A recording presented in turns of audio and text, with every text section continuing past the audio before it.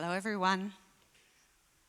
Welcome to Mentorship and Legacy, Building the Next Generation of Gallerists. I'm Laura Appleton.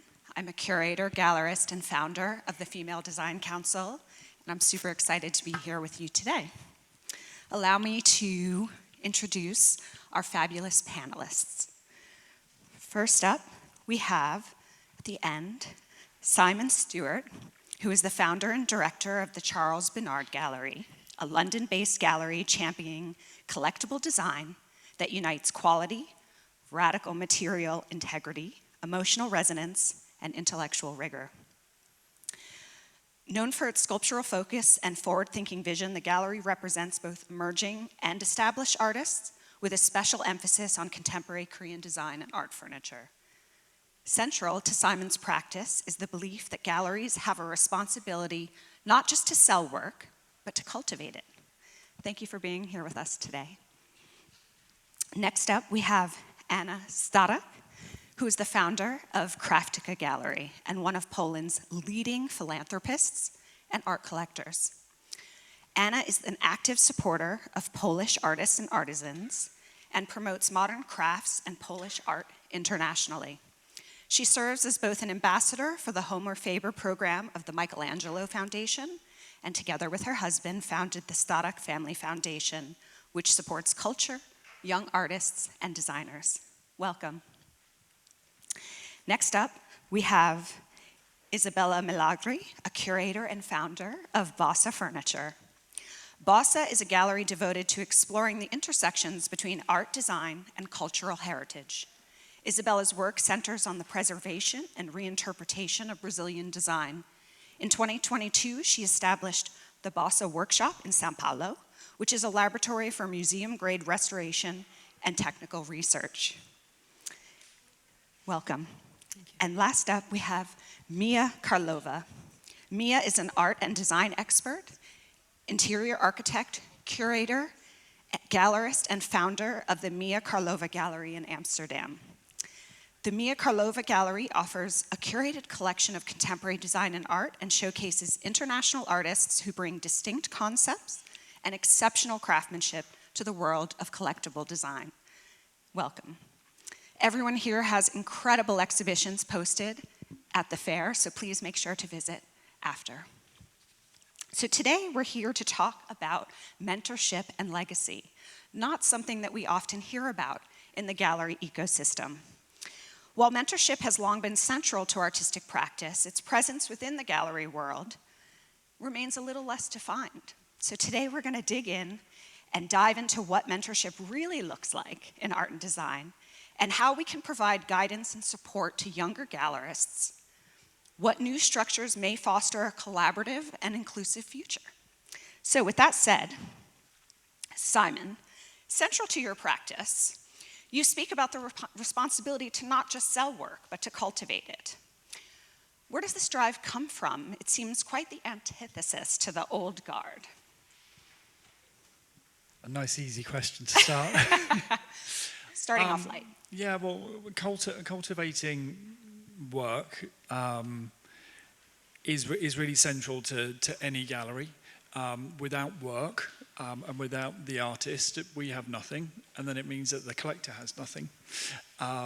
So to discover an artist is one thing, but to be able to work with them and to encourage them and to nurture them, to really extend themselves and to be able to create work that maybe they didn't even think possible, that for me is really central to what we do. We have some incredible pieces on the booth, and there's one particular artist who's in the room, and she won't want me to mention her.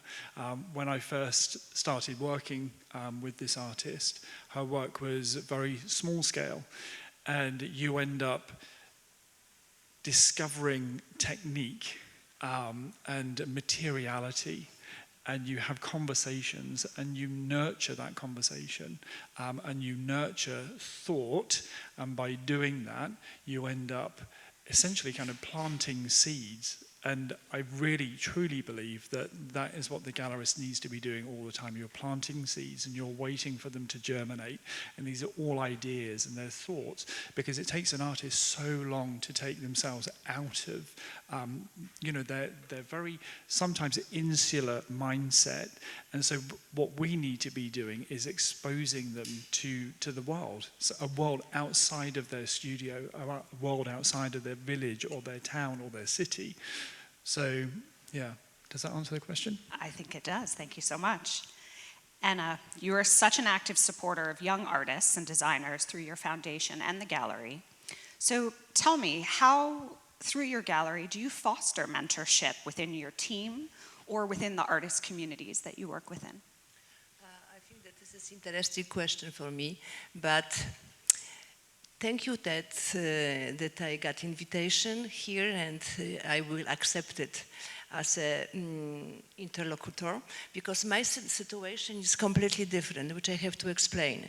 Because I am very small, tiny galleries from 1 year, but for 30 years I was on another part, because I was buyer and collector. It means that for me it is very interesting answer on this question, because 30 years I travel and I look over fantastic galleries. I met fantastic people, and through the gallerists, I founded beautiful pieces which I collected from the 30 years. And this is my story, which I would like to share you, because I like to tell the story, my story, very short, in short few words. I know that to be galleries is difficult, but to buy the beautiful things and choose them, and after to recognize them, it is really hard. Not the job, because it is pleasure, but you have to learn. I was lucky that I have mentor. From when I 30 years ago, today, this year we're celebrating our anniversary, I met fantastic designer, interior designer, Parisian, Patrice Nourissa. And I was very young when we met, not maybe very young, no, but young. And he taught me. He gave me the time. He gave me direction how to see beautiful pieces and how to choose. And this has helped me now when I'm in galleries. I have to tell you very, very quick. But it is 30 years, which I think that I learned a lot, and now I know how to look on the important pieces. Because this is for a small example, that when I came here, first day, when everything was organized, and I look very quick for all another booth, just to say if it is big competition, small competition. I found that it is extremely high competition, and I remember immediately your booth. And today when you show me your place, I remember every piece with the details, because I have eyes, I had eyes. And as over 30 years, I was thinking that for me, fate was kind for me. Sometimes, twice, he tasted me very bad. But on the end, I think that I am fully filled person and satisfied what I did it, or what I was doing. And this reason, I was thinking that I would like to just give something to the people, which when I was tested and I had a very bad time, I know that I survive because I have helper, I have the people, I have friends. And now I decided, it was a few years ago, that I would like really, really to help the Polish artisan, because the Polish painter, the Polish sculptors, they are quite well known, but nobody knows about the Polish artisan, and we are very, very talented. And now I open this gallery, which is very young. We spoke just before this panel with Sebastian? Simon. And this is fantastic here that I found it here through the other galleries. So big support and the heart and the good. I think that they wish me the good luck. And now this is my opinion about the tiny knowledge, because I am looking for from my side, this 30 years, what is important. Important is for the galleries. First, that it has to be transparent, the galleries. You have to be open. You have to be transparent, but you have to not be very, very, very, how to say, correct with the prices. Because now with this world, which you can check everything, and any auction, any galleries, the price, it is terrible sometimes the galleries play. Of course, you should be careful with the say that you will something wishes. I know that I'm talking too long. It's okay. Yes, but the same as I have a mentor as a buyer and collector. Now I need mentor as a gallerist. This is very important. But I will finish very quick. But I was lucky because I know the people which I was coming and visit this gallery. And now this most famous gallerist is my mentor. And this I am again, my fate was kind of to me. And this is what I would say to share why I am here, because I was total surprised that they will ask me about what I can say about future of the galleries. Well, I think your knowledge is critical, right? Yes. Being from a different area, Yes. having different perspectives, all of these really weigh in because we're not all in one vacuum in one place. And I think what you pointed out about passing down the knowledge, right, is really important. And Isabella, your workshop has 15 specialists as well as this incredible ecosystem of 25 collaborators. Noticing that you cultivate a culture of teaching, which is forming professionals in all different categories, from wood restoration and art handling. Can you talk a bit about these bridges around Brazilian history? Like, was this a conscious choice, something that evolved naturally? How did you get into that side of it? Thank you so much, Salon, for the invitation. Very happy to be here with so many talented people. So I would say that the workshop is my biggest challenge today. One thing for me is like selling Brazilian design. One thing is having a gallery. And the other thing is having a team that I had to teach. So I think that in Brazil we have a challenge about education and professionalization, and we have a lot of challenges in Brazil. So, but in order to deliver like a perfect piece for the client, I need to be responsible for the full process. So in order to deliver a comfortable sofa, pretty sofa by Joaquim Tenreiro, I need to make sure that I check everything inside. And by checking everything inside, I can also prove that the piece is authentic. So I think there's a lot of relation between the workshop and the authenticity and the quality of the work that we deliver. So I had to accept the challenge.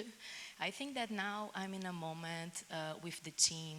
It's a lot of people, but I think I'm in a moment that I found amazing leaders, brilliant people that can work with me and have bought my idea, my vision.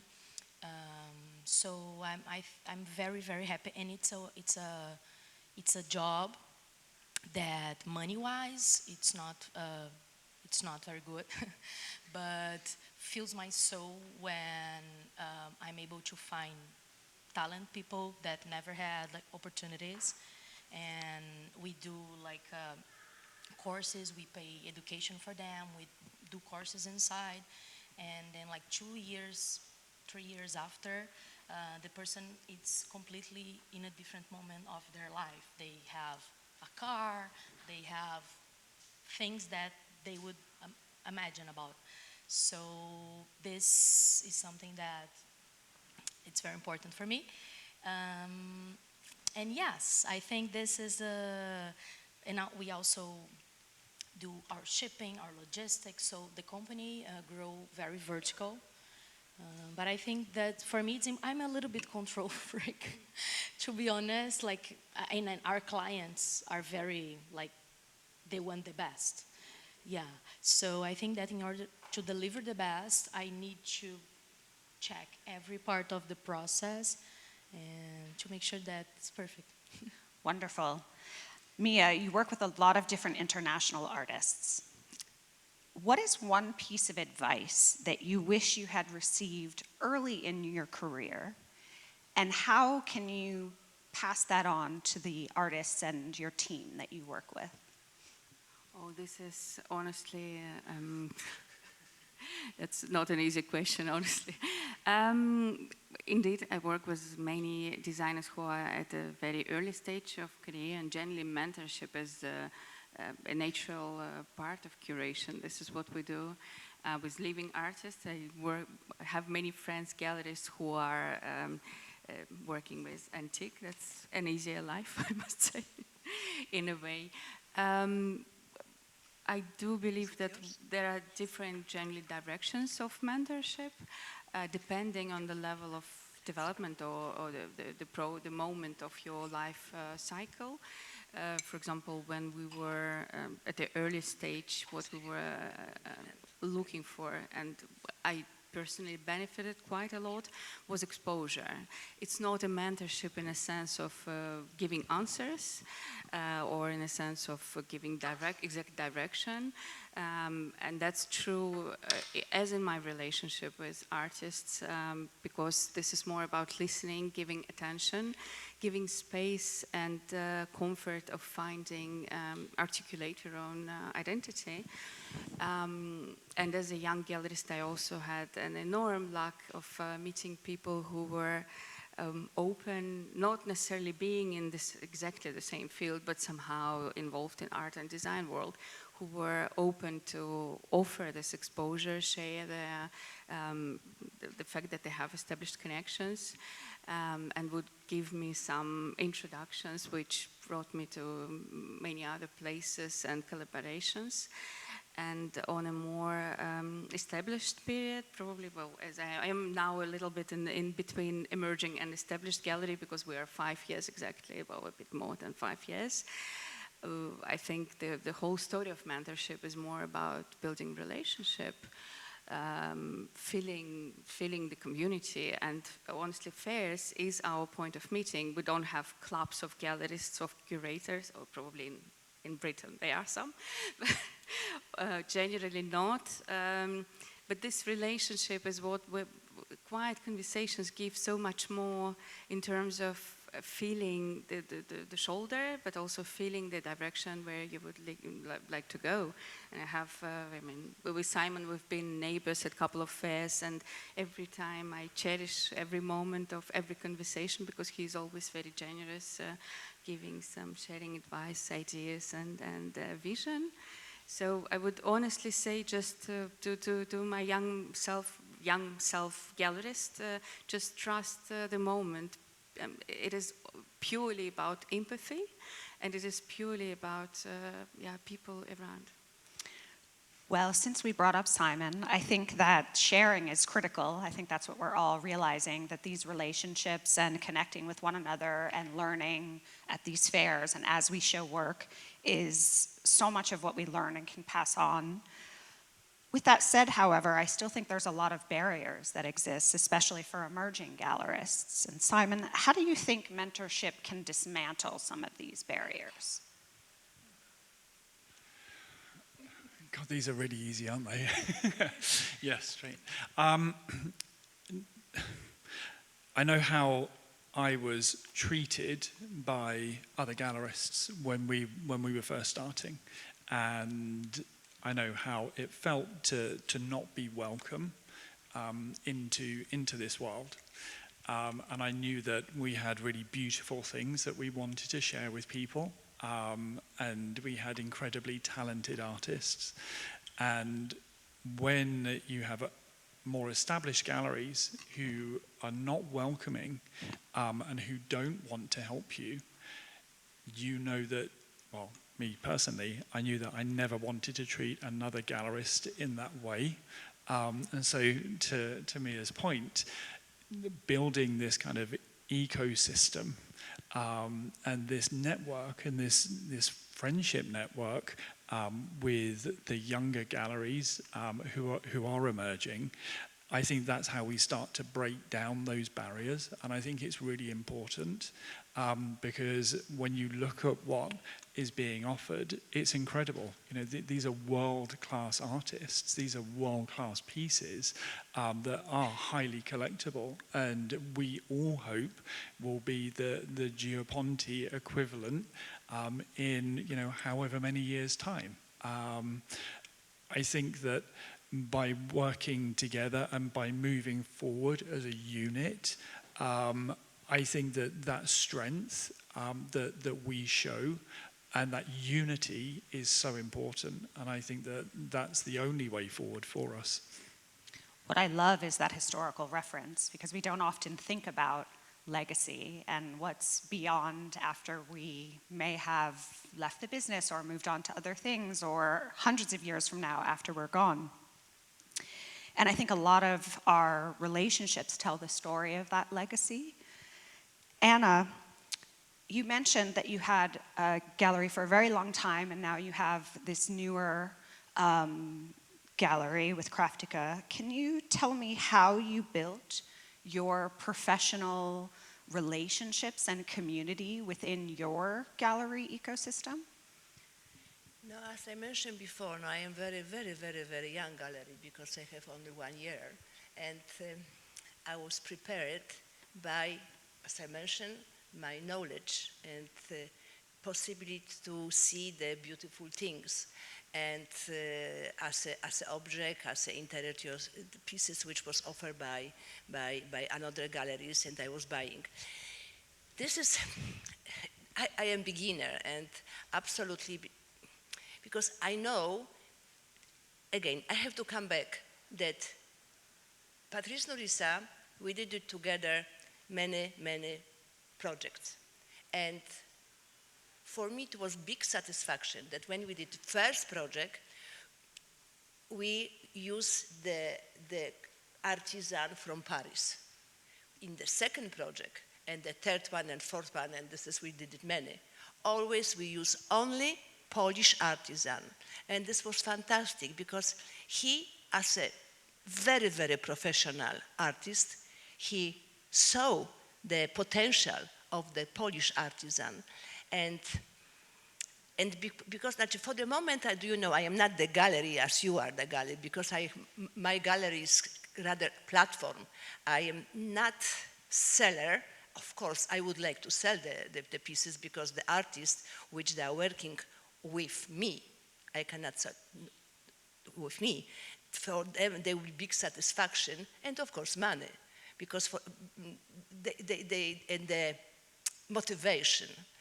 But what I would like to do to give them the space, give them the visibility, and I don't have so big experience as you have, because only 1 year, what I can do on the 1 year. And still I ask many questions to the another gallery that I can ask you, and you even 10 minutes before this conversation, you told me something which has helped me, because this is first I have to ask. I know I only believe so much that this artist is fantastic, but now I always have to learn how to work with them to make the success. Because it is, first, I am very positive person, and I always have to full of enthusiasm in my body. But now I understand that it has to be work from the both sides. I have put attention, work, possibility, because this is what I am giving. I am giving the award because the Polish artist was visible on the St. Moritz, Milano, and now New York. This is something. But now I have to expect, and I have to tell them and to to support always also this project, and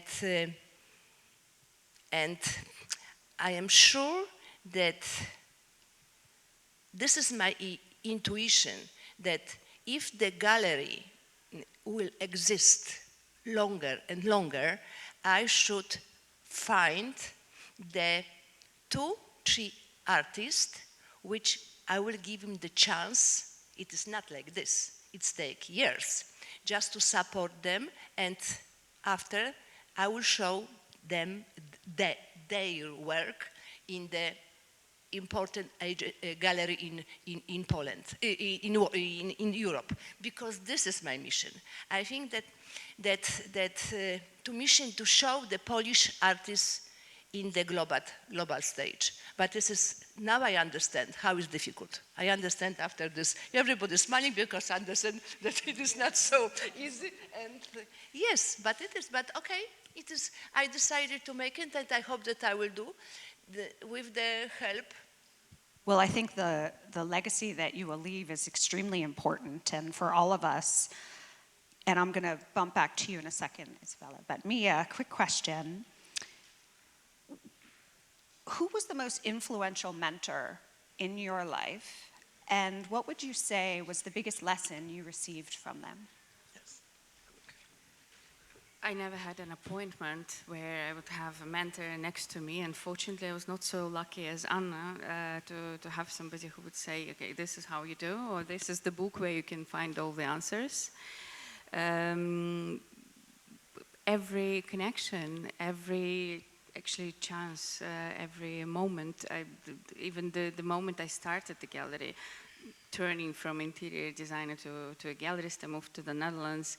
And I was thinking to start a gallery, and I had a designer who was a good friend, also turned from interior designing but into a product designer. And that was middle of coronavirus, everybody was on isolation, and then all of a sudden she said, there is a collectible fair curates during Paris Design Week, and they are having a platform, and I received an invitation, but my current gallery is not interested. Would you like to join? And I didn't have legal entity, a website, a logo, nothing, and I had 1 month and a half to arrange that all to step into, and that was such a lesson to really have somebody who believed into you.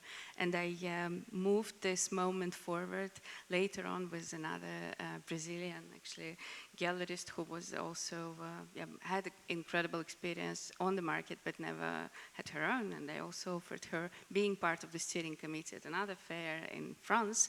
I invited her, and she had the same stress, but she started she got the first wind in her sails.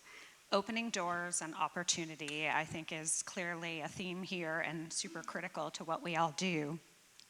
Isabella, how can mentorship contribute to creating a more inclusive gallery ecosystem and a more diverse art world?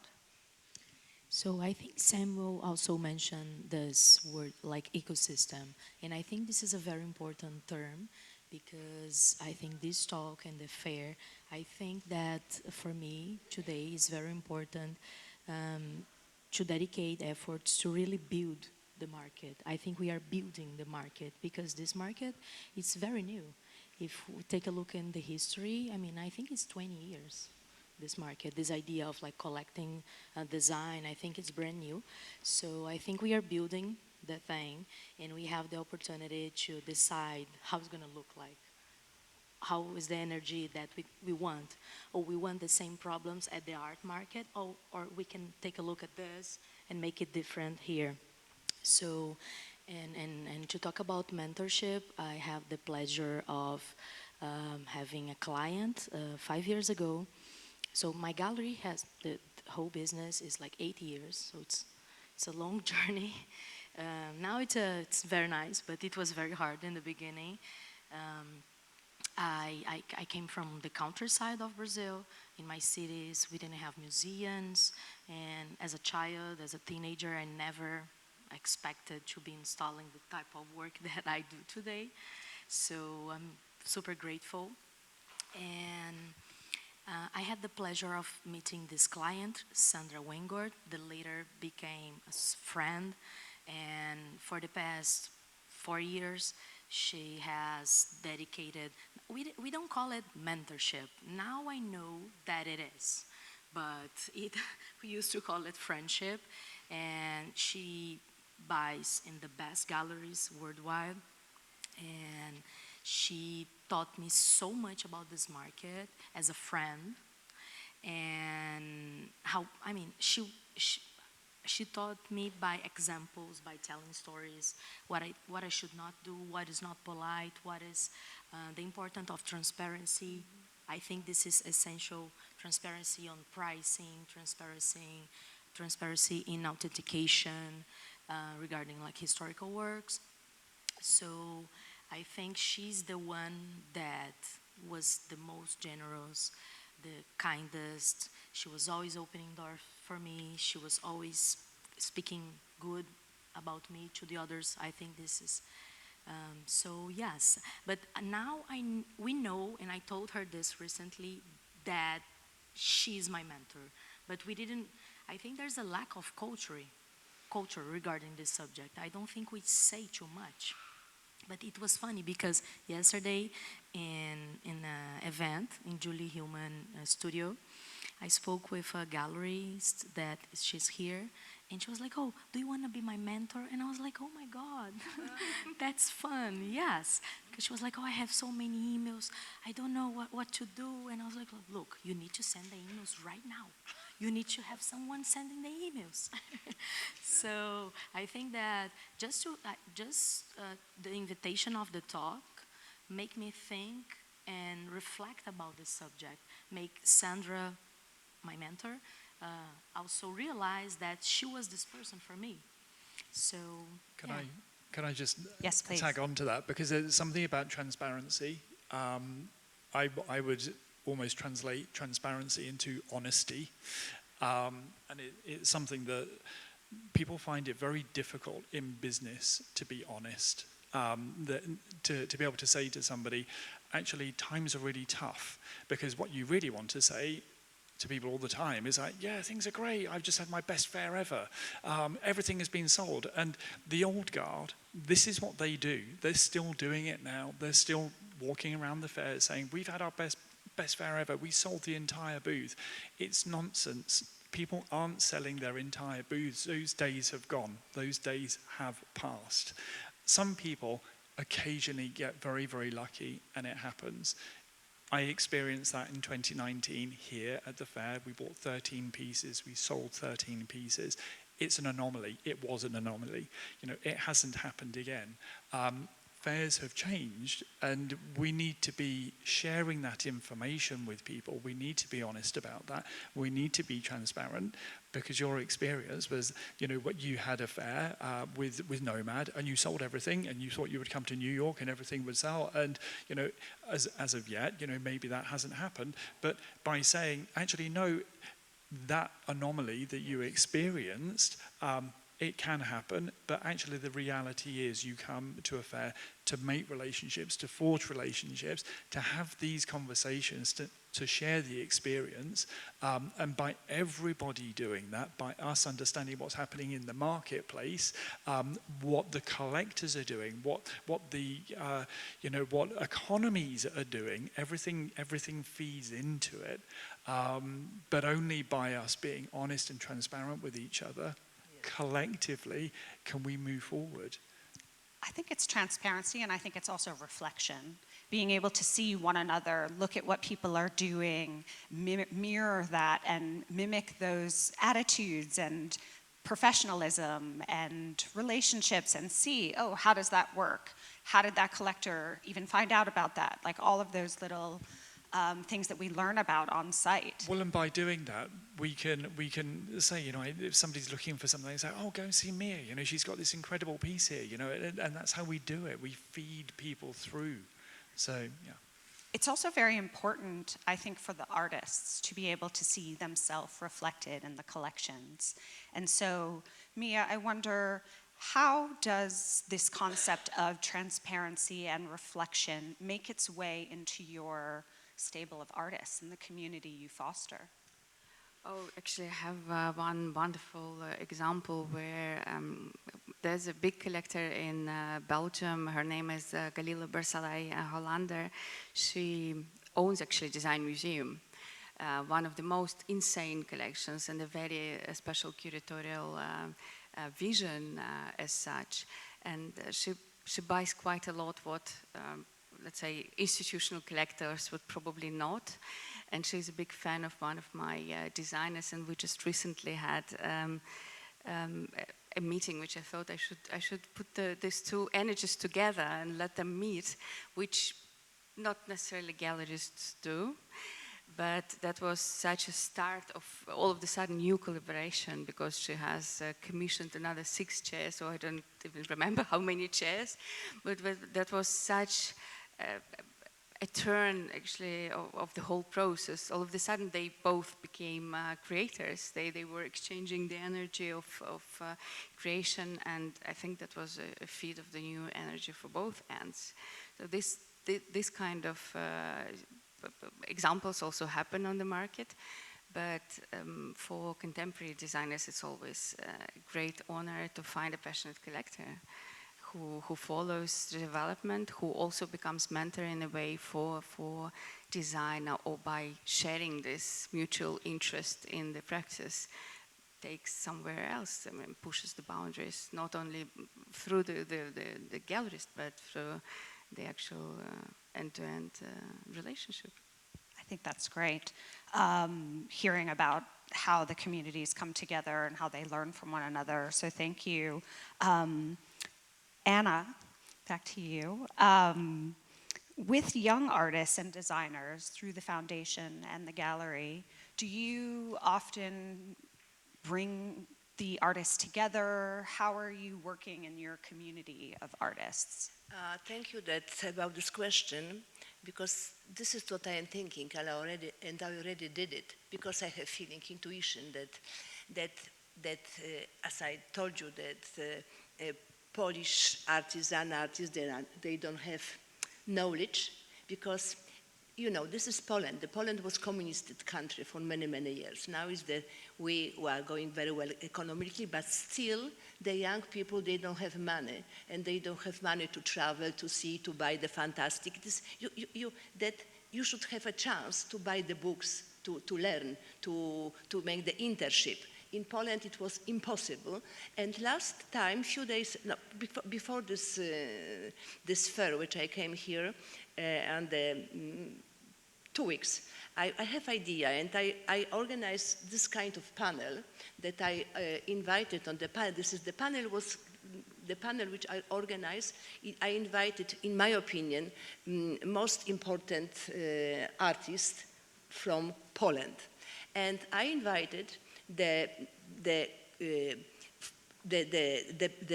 Giorgio Pace, which he knows very well the art and the world and the collectors and the gallerists, and I would like that he will, and he told the people about how it is, how it look.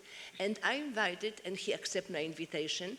This was Francis Sultana, which he has fantastic gallery, and he's very successful, to tell them, our artists, from his vision point, how they should expect what they have to do. And I invite the lawyer just to explain them how is this, they have to be carefully to sign the contract from both sides. And who else? It was the lawyer, was and I invite also the Polish artist, which is now very high. He got success to explain how difficulties work.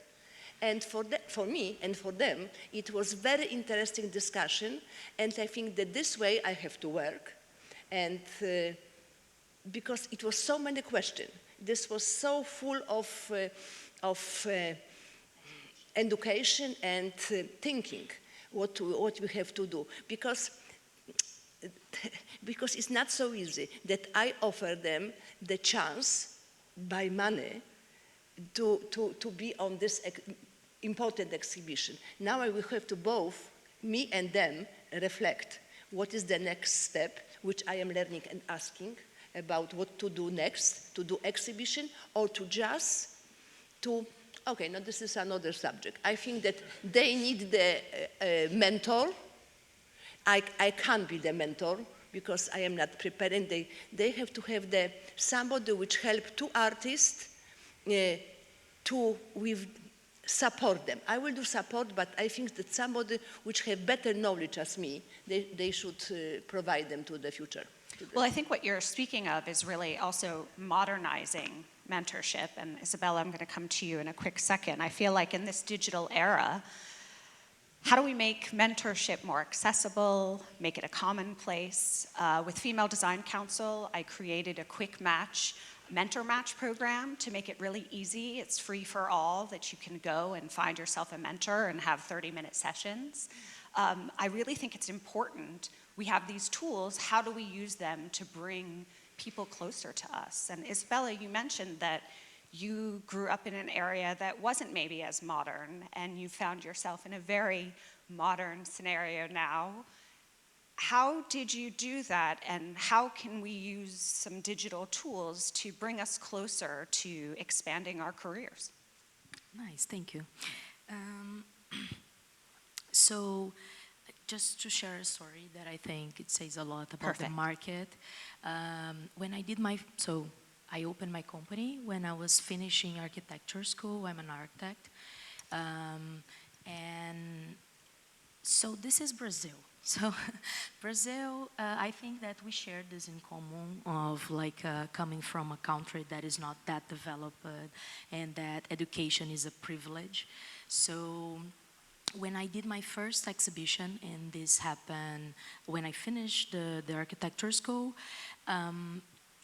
I was judged by the whole Brazilian market because the market, the owners of the galleries, they were men who thought that I was too young, that I didn't come from an important family, so my last name was not important. And so I was like, they beat me a lot. But now it's funny because I buy from them. And now they had to tolerate me. I don't think they love me, but they tolerate me, and I'm a client. And so I think that's funny. And I feel totally different in the international scene. I think that I had also great support by Zesty from our company when I was preparing a show about Joaquim Tenreiro, which is the artist that we are presenting here as well. I did a big exhibition about Joaquim Tenreiro. So Joaquim Tenreiro, he's like the Jean Hoyer of Brazilian design. So all the pieces are super expensive, super hard to find. And when I was preparing this show, I wrote Zesty asking to have, if I could have some works, because he's such an important gallerist and pioneer in presenting Brazilian design internationally. But I wrote him, but I thought, oh, he never will loan to me because we are in New York, we share this market, and he was so kind, so generous with me. He loaned amazing works that I could present. So I'm very grateful for that. And he also visited this first exhibition I made. He was there in Brazil. He shared stories about, he posted on the feed, he marketed me. So I think that feeling this, having his support was also very important for me because I always admire Iron Company work and legacy. So I think that in one side in Brazil, I found a market that is very sexist and very hard. In the international scene, I found a totally different market with amazing women such as Aline Chastel, Nina Yachar, and I feel much more comfortable in the international scene than in Brazilian scene. And yes, I think that we have these barriers. I felt these barriers a lot in my career by being a woman, by being young, and always, because when you're a woman, you are or too young or too old. Never is the perfect timing. There's always too old, too young. So yeah, that's it. I think this is different, like being a woman, and I always make all the efforts But to after, support. when you be older and older as me, you had the privilege that you are so mature that you can do more. Yes. Well, I think what I really took from that is reach out, right? Don't hold back. Don't listen to the criticism. Really push through those barriers, right? And I think, Simon, you have quite an international program and a diverse group of artists that you work with. How did you begin to cultivate that and really bring a diverse artist roster into your gallery?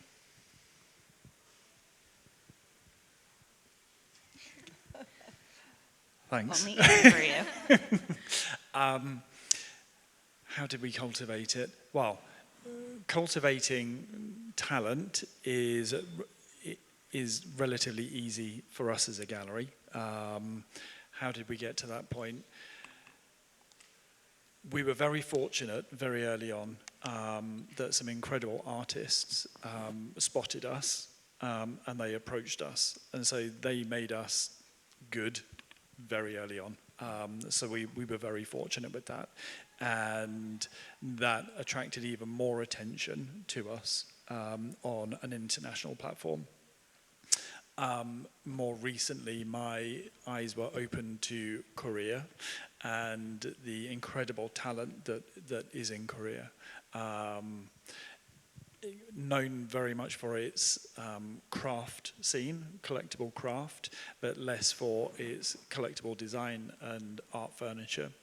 And once you start, you sort of scratch the surface of that, and then you start to have a deeper dig, you realize that there's extraordinary talent, not just in Korea, but all over the world. And you have to put the effort in, and you start asking questions, and you rely on people being honest, and you start to discover extraordinary talent globally. And this is the amazing thing about existing in a digital age. So when we started the gallery, we have two sides to our business. We have a design and manufacturing arm to the business, which both David Gill and Carpenter's Workshop Gallery also do as well. And we started to discover that there were these extraordinary artisans who were making things, and they would talk about an artist, who was doing something extraordinary, and you would then go on to Instagram, because Instagram had just started at this point, and you would discover these people, and all of a sudden, the world just exploded. We all have the same information literally at our fingertips. We're all searching for these incredible people. And so the world became very, very small, and it became much easier. Whereas before, I was literally having to fly to, all of these different countries just to hopefully try and find somebody and to start a conversation. Whereas now it's so much easier. There are certain elements of it that are much harder, because Photoshop is a very generous tool to an awful lot of creators. Video, less flattering. But yeah, we just dig, and now I still spend an awful lot of time traveling. Is very important to get yourself in front of the artist. I was in Korea at the beginning of September, flew back to London, went to New York for 10 days, back to London for a day, was back over to Korea to go and meet more new artists. And this is the investment that we have to put in to find people. And that's just Korea.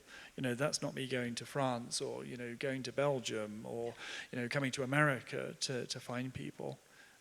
You have to dig. The hustle is real. Sometimes, very much so. Sometimes unexpectedly, this is quite a self-sufficient process. We have also quite a diverse roster.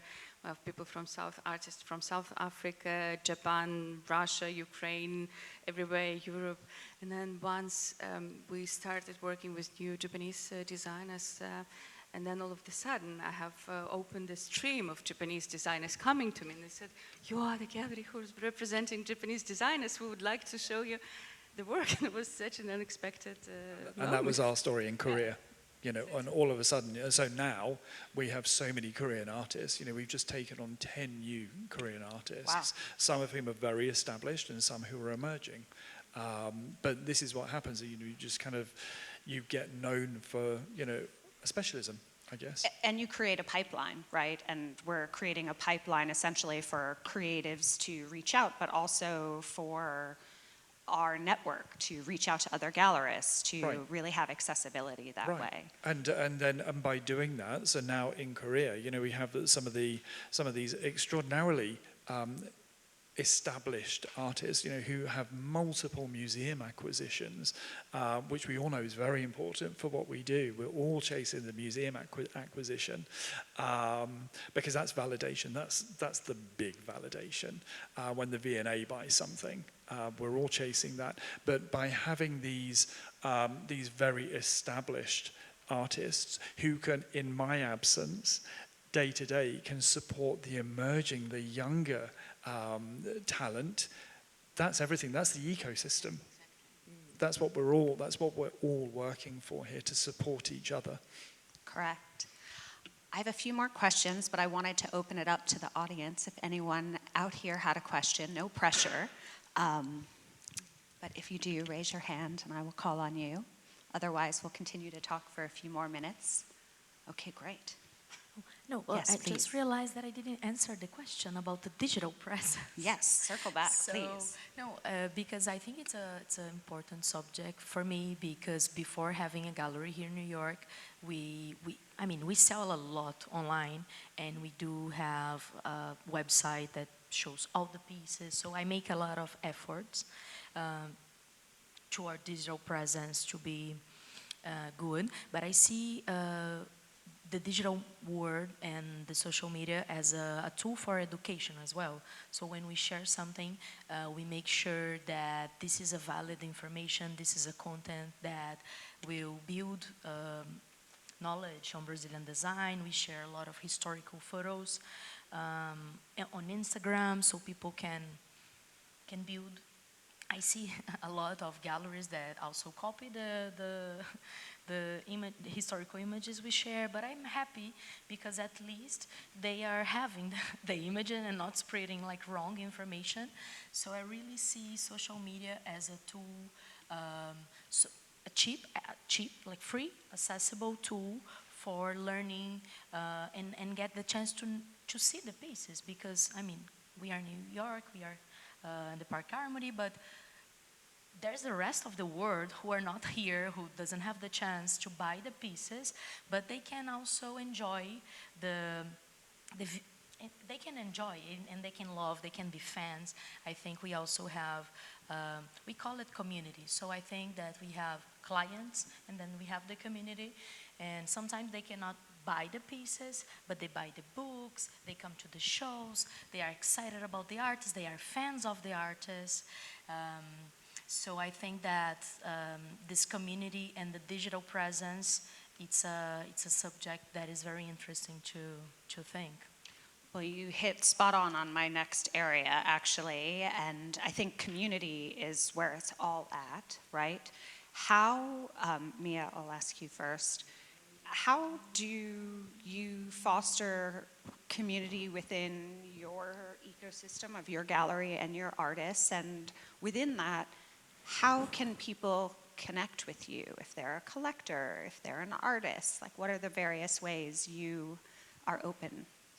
I think we are very lucky to be, maybe to a certain extent, a new generation of gallerists, and I would still have Simon also in line with this, because it is a new philosophy probably of being a gallerist and having a different approach to relationship to peers. Of course, we are all competitors. That's true. We are reaching the same market.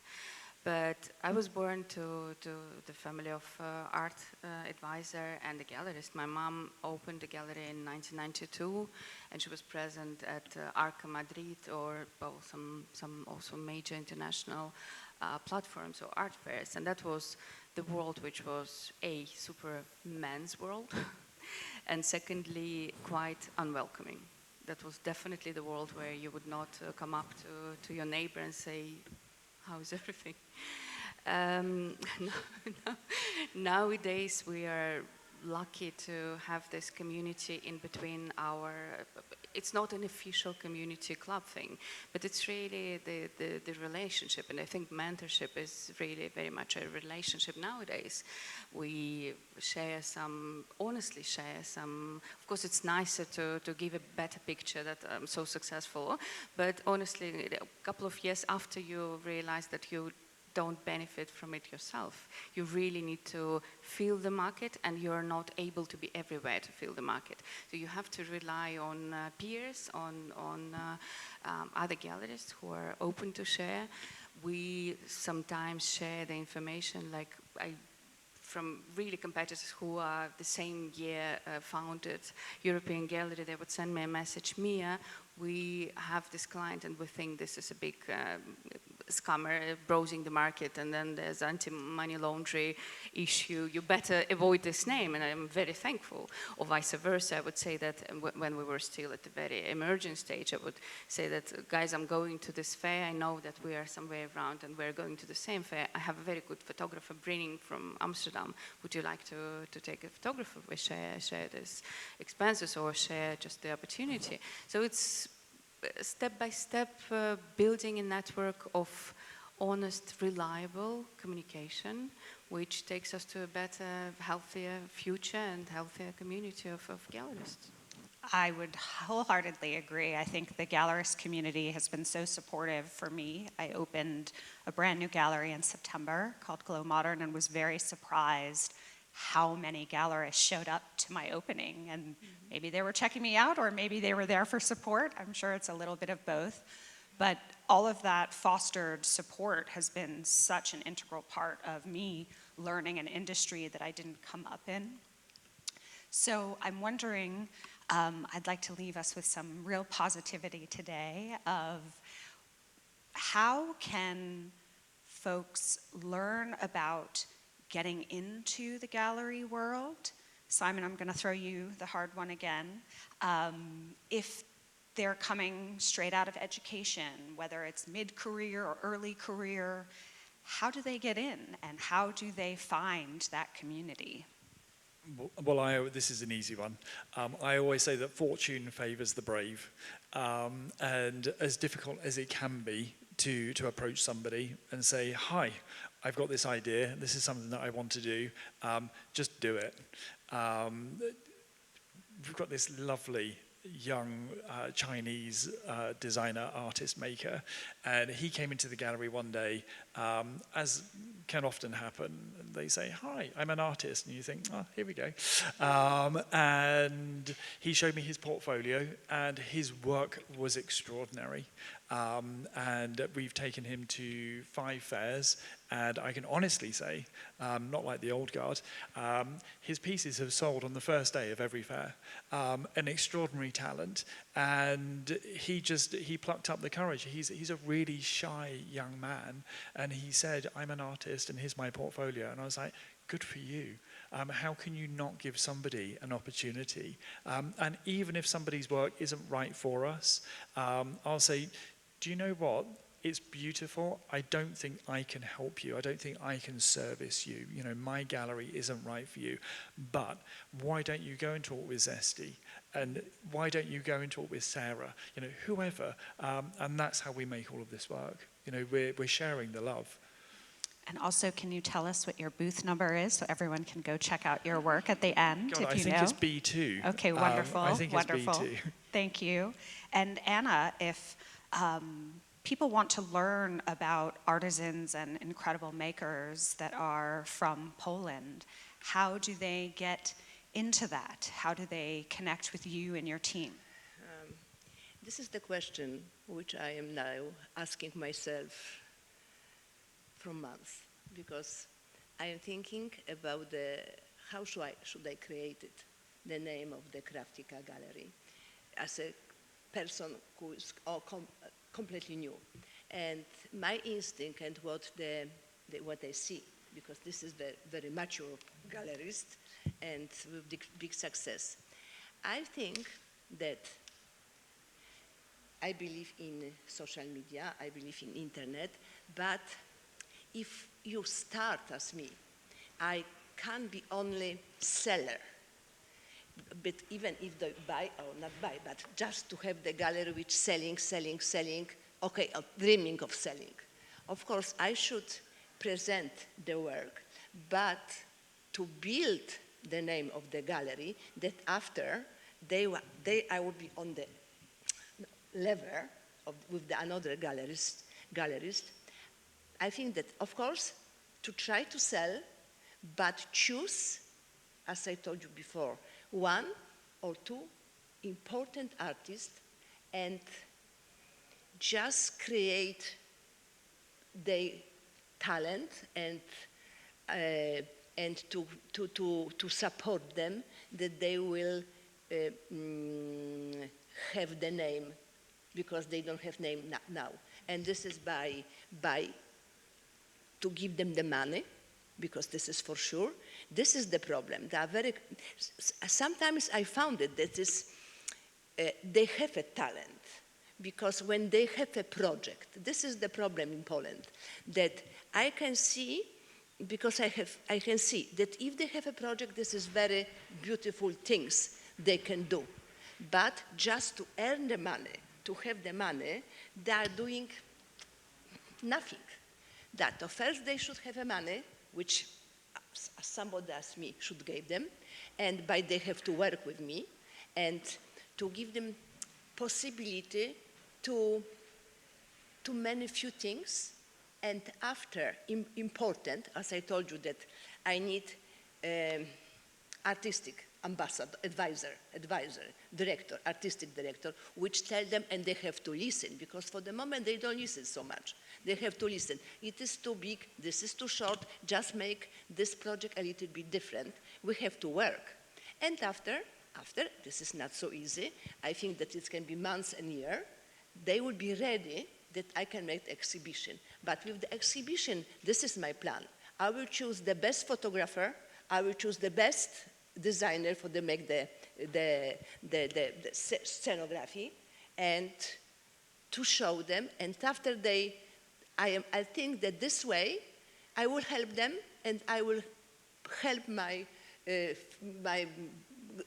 craftica just to be visible in this hard. But I found it very sympathetic. The galleries here. Well, you build the trust through your vision, right? Yes, And but that's this is my wonderful. idea. Just to sell, okay, but just I have to invest for important, which I believe that they are worthy. This is, for example, Zosia Sobolewska. This one, she's Polish, and she was founded by me, by my program. This is the contest, this is 3 years. We have to have the 3 edition. And it is the subject, and for example, was the first edition of this competition, that was more lights, and it was the candelabra. And it's an open call? Yes, and this object was so nice that they accepted in Homo Faber. Amazing. The second edition was the furniture which you can hide. I cannot to translate it because it sounds better in Polish different language. concept. But it came the Zosia Sobolewska. She showed, because this is a woman, young woman, the marquetry, the object. And I believe so much in her talent, and I would like to give her the chance. That's Yes. great. I think Anna mentioned something that is very interesting. I don't think it's working. Hi. That's good. So Anna mentioned something that I think is very interesting, because there's a client, a super collector, and I don't think she's aware of how important she was for the artist when she bought his pieces, because she's a big collector. She has a lot of Lalanne, and I was in her home installing Lucas Heckel works. Lucas is also an artist that I'm presenting at Salon, and they work with bronze, so Lalanne and Lucas Lucas love Lalan. So I don't think that clients by the end, they are aware of the importance of the acquisition for the artist, because by the end it's their life, their dream, their work.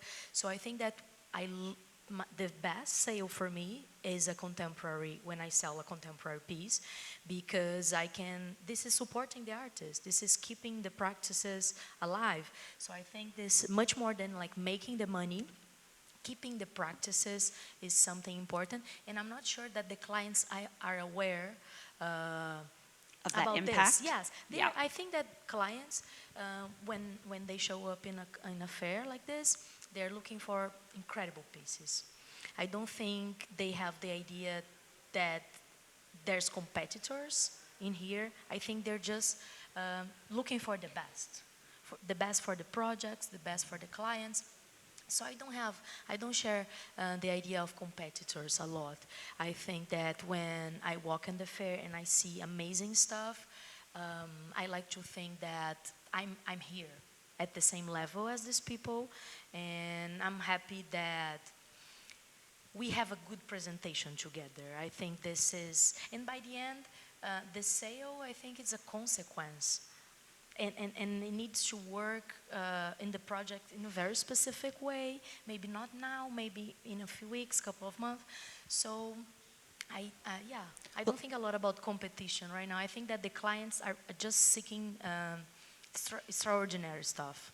Well, I think that the consequence, the sale, you say, is a result of everything that we've talked about here today, right? It's transparency, it's being brave, it's reaching out and making sure that if you need education, you're finding people who can give you that education. It's community, right?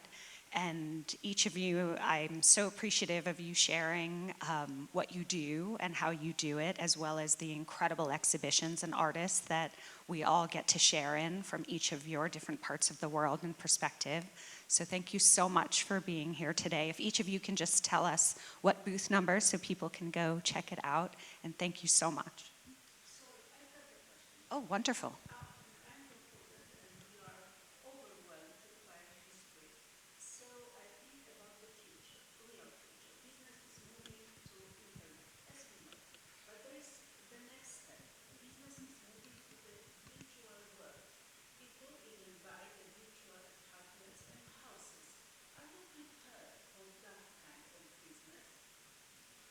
So Mia, do you want to take the virtual question? I'll answer both questions. Great. We're at booth C5, and if you will see the level of craftsmanship we present today, you will see that it is impossible to replace with the virtual world. People will always be striving. We will see, but I'm pretty confident. People are striving for something so tactile, so tempting, so emotional, as many pieces we all present on the fair. And I think there will always be both worlds, and there will always be people who would like to catch a true shadow inside the texture of the real work they have at home, and there will always be people who will just enjoy the screen. I think also, just like Simon had mentioned, Geoponti, we have these historical masters, if you will. We are still seeing that in the world of craft, and virtual, while it develops alongside, will be a support to, but will change the way in which things are made. And so 200 years from now, when you look back, I do believe that you will see the visual difference, especially in the heritage and the craft and the artisan made, because the physical hand, at least yet, cannot be fully replicated, but we shall see. No, I think that technology, I think that technology just makes the craft much more interesting. I think that as much we have technology, as much as we have, we're gonna have craft being unique, and we're gonna appreciate much more. So, for instance, Lucas Hecke, he works with bronze, so his pieces are produced in a foundry in Brazil, in a very traditional foundry in Brazil, and I'm not sure who have ever visited a foundry here, but a foundry, it's a very hard place to work, because you have ovens that melt metals, bronze. So it's a very hard place to work. And so to keep these practices alive, keep these practices alive, I think it's very hard. So it's very hard to I think that in maybe 50 years, it's going to be even harder found foundries that produce this work. I hope to have one at this time. I have this plan. And I think that the internet, what is interesting about this, I think it's education. I think we can, through technology, we can bridge many problems we have, and including the history about the making and inviting people to produce. The internet is very important for my team because sometimes they learn from internet. My upholstery, they watch videos from Asia, people doing stuff in Asia. Oh, because there's not a Brazilian making this, and they watch and they repeat. So it really does come down to learning from one another, I think, in the end, right? Yes. And your booth number as well? D7. Wonderful. Thank you all so much for coming and listening to us today, and thank you everyone for contributing.